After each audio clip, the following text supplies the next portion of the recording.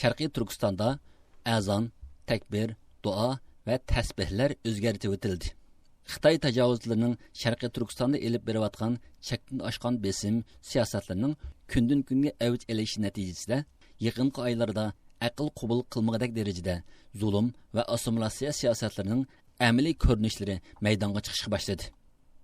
5-oy mezgillarida ijtimoiy aloqa vositalarida Xota viloyatining namozga aloqador 7 nuqta birlik keltirish plani nomli bir hujjat keng tarqalgan bo'lib, ayni vaqtda Xotandagi yoki Sharqiy Turkistonning boshqa joylarida ibodatlarning bu hujjatdagi belgilanmalar bo'yicha qilingan yoki qilinmaydiganligi aniq dalillanmagan bo'lsa-mu, lekin imomlarning juma namozidan ilgari jamoatlarga qildigan vaz nasihatlarida jamoatni yurtning tinch amonligini, millatlarning inoq ijilligini saqlashga undash bilan billa Xitoy hokimiyati va kompartiyaga minnatdorlik bildirishga chaqirish imomlarning so'zidagi qiliplashgan mazmunlar ekanligi bildirilgan edi.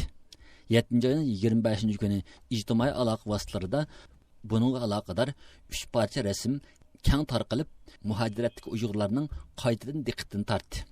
Hamda Sharqiy Turkistondagi masjidlarda azon, takbir va tasbihning Xitoy tajovuzchilari tomonidan burtash o'rlashtirilishi bo'yicha majburiy holda amaliy ijro qilinayotganligining yana bir isboti bo'lib o'tirg'i chiqdi.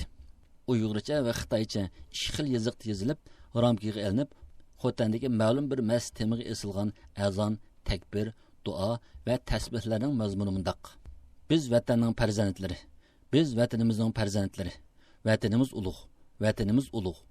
Namoz vaqti keldi. Tilak tilash kelinglar. Vatanimizning inoq, muqim bo'lishini, vatanimizning gullab, ro'naq tepishini tilayli. Takbirning mazmuni: Biz vatanning farzandlari, biz vatanning farzandlari, vatanimiz ulug', vatanimiz ulug'. Namozga hozirlandik. Muvaffaqiyat tilayli. Vatanimizning inoq, muqim bo'lishini, vatanimizning gullab, ro'naq tepishini tilayli.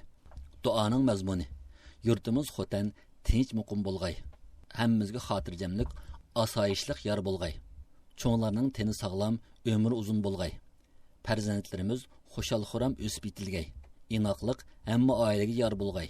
Tinchlik va baxit hammamizga yor bo'lg'ay. Tasbihning mazmuni: Davlatimiz Jungoga minnatdorlik bildiramiz. Rais Shi Jinpingga minnatdorlik bildiramiz.